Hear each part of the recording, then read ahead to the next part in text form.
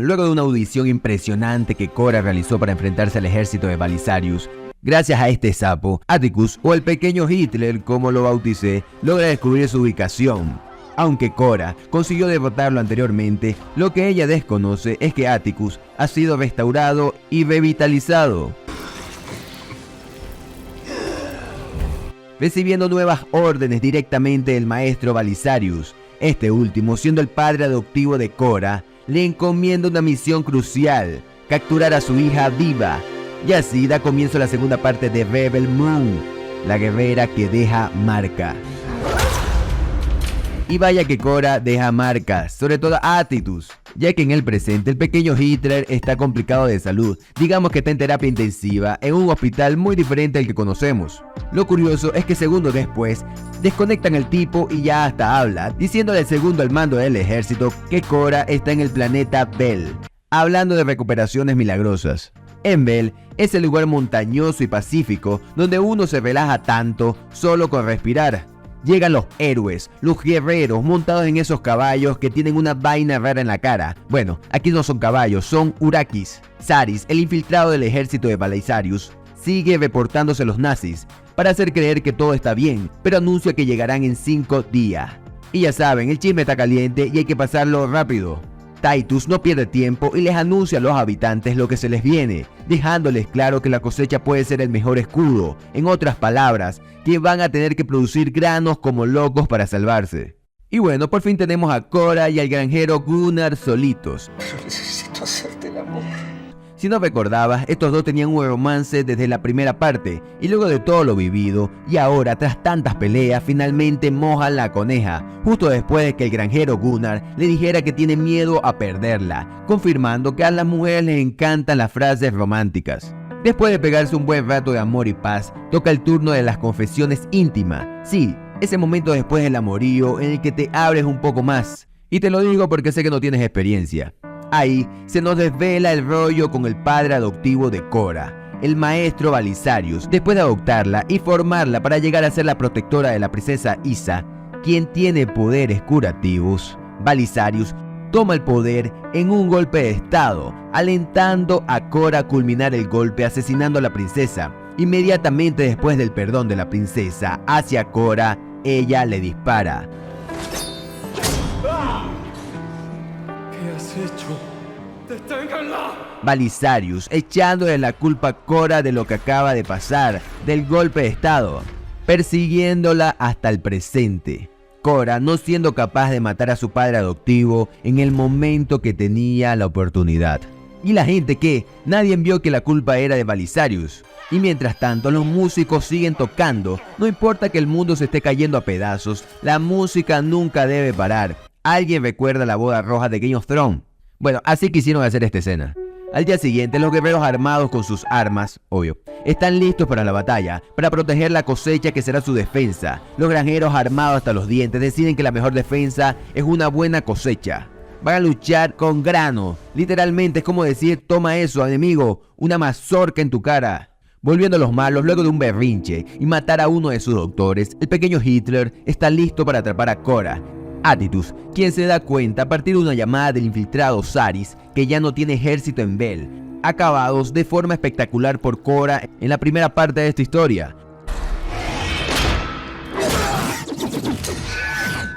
Al día siguiente, luego de una fiesta e intercambio de presentes, la situación se pone más seria para estos pobladores de Bel, empezando a armar una defensa que involucra cualquier tipo de armas y entrenamiento express de disparos. Y si te preguntas, ¿por qué estos guerreros van a arriesgar su vida a cambio de 2 chavos? Por ayudar a esta gente. Es porque empatizan con la gente de este mundo, ya que solo falta un poco de empatía para arriesgar tu vida.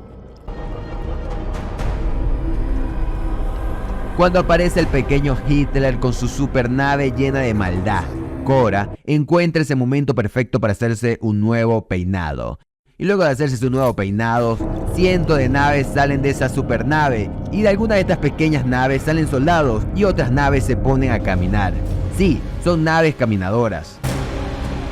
El pequeño Hitler, representando a Mundo Madre, empieza la negociación con Cora, quien le ofrece el grano para evitar el derramamiento de sangre. Atticus acepta el grano, pero Cora debe rendirse ante el Mundo Madre.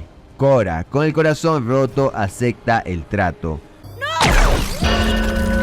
Pero oh sorpresa, el granjero Gunnar no piensa dejarse engañar por esta gente que tiene una pinta de nazi por todos lados, sacando las garras y activando la campana como señal para empezar la guerra. Mundo Madre recibe un ataque a quemarropa en sus naves, dejando muchos heridos y naves destruidas. Claro, el pequeño Hitler sobrevivió, metiéndose en el hueco donde se encontraban muchos granjeros. Y mientras ves lo que el desgraciado de Atticus le hace a esta pobre gente, ve dándole me gusta al video y comentando que te gusta esta versión galáctica de invasión. En el lugar donde están las mujeres y niños, Némesis, la zonca asiática de esta historia, saca sus habilidades defendiendo el lugar para luego tocarle a los propios granjeros luchar por sus vidas. Den, uno de los líderes granjeros, logra ver al pequeño Hitler y en vez de dispararle y así acabar con él a la distancia, va a toda velocidad contra él, no entendiendo que está tratando con una máquina, que viendo a este granjero, tiene un aire a Wolverine. Creo que ya encontré al nuevo Wolverine cuando Hugh Jackman se retire. Al final el pequeño Hitler termina dándole una paliza a este hombre, degollándolo y dejándolo caer. Cora, como si supiera que el pequeño Hitler iba a huir, se va contra la nave del ejército de Balisarius, junto con su novio Gunnar. En tierra, los guerreros y granjeros empiezan la batalla cuerpo a cuerpo. Los granjeros están teniendo que combatir con este ejército con mejores armas y mucha más tecnología, quienes acaban con nuestra zonca asiática. Pero gracias a unas bombas colocadas estratégicamente, los granjeros logran acabar con muchos del ejército invasor. Tengo una pregunta, si hay tantos rayos de un lado al otro, ¿cómo es que no les pegan? El ejército de Balisarius contraataca con esas naves que encaminan, teniendo que salir al paso, nada más y nada menos que Jimmy, ese robot pacífico que ahora mismo tiene un look que cualquier robot envidiaría.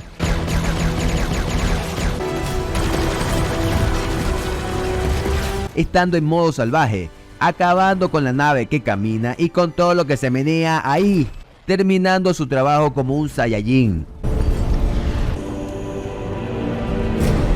¡Está acabando el tiempo! Estoy muy cerca.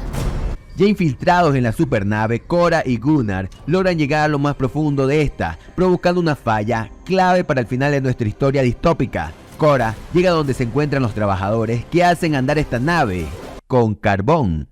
Eso parece de carbón, ¿sí? Esta nave tan tecnológica funciona a carbón. ¿Qué es esto? El barco del Titanic. La cosa es que, sin importar dañar el grano, el pequeño Hitler decide disparar a este planeta. Luego de descubrir que Cora está en la nave sin importar tener a su propio ejército ahí o destruir el grano. Cora, mientras tanto, haciendo lo que mejor sabe, matar a gente para avanzar, como si supiera lo que esta nave está a punto de hacerle al planeta Bell. Lo que no sabía el pequeño Hitler es que cuando esta nave dispara sus proyectiles, detonará en su propia nave, provocando el colapso absoluto y su caída inevitable.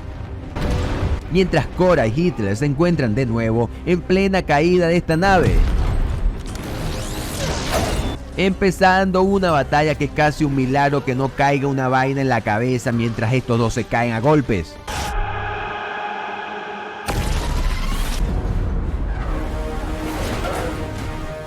Hitler logra sujetar el cuello a Cora, logrando su venganza, a pesar de que su jefe le dijo que la quería viva, hasta que el granjero Gunnar lo atraviesa con una espada que estaba por ahí, y así poder acabar con el pequeño Hitler de nuevo. El destino de esta parejita parece inevitable, ya que la nave se precipita con todo, pero menos mal que la nave de Cora estaba por ahí mismo, logrando montarse en plena caída eterna de esta supernave y salir de ahí, logrando aterrizar de forma aparatosa. Pero en esta película los protagonistas sí mueren, ya que el granjero Gunnar, herido en batalla, está moribundo en los brazos de Cora. Cora perdiendo el segundo amor de su vida. ¡Todos, apunten a esas naves! ¡Sí, comandante, listos! Cuando de la nada un escuadrón de naves, comandado por la familia Blue Dance, viene a proteger el planeta Bell, y qué oportuno momento.